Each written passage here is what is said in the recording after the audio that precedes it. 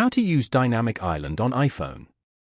To get started, first of all go ahead and swipe down from the top right of the screen to open the control center and start screen recording as shown.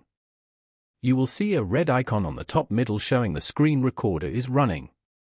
Another way you can use Dynamic Island is by opening Spotify and start playing some music. Now, go back to the home screen. You will see the playback activity is shown in the Dynamic Island.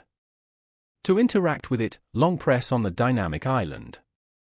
This will expand the activity to reveal more detailed controls, such as play, pause, and skip track options. Tapping anywhere else on the screen will minimize it back to its compact state. The Dynamic Island also works for other activities like phone calls. When you are on a call and you navigate back to the home screen, the call status will be displayed there. If you long press the Dynamic Island during a call, it will expand to show controls like ending the call or switching to speakerphone. Following these steps, you can easily use the Dynamic Island on your iPhone.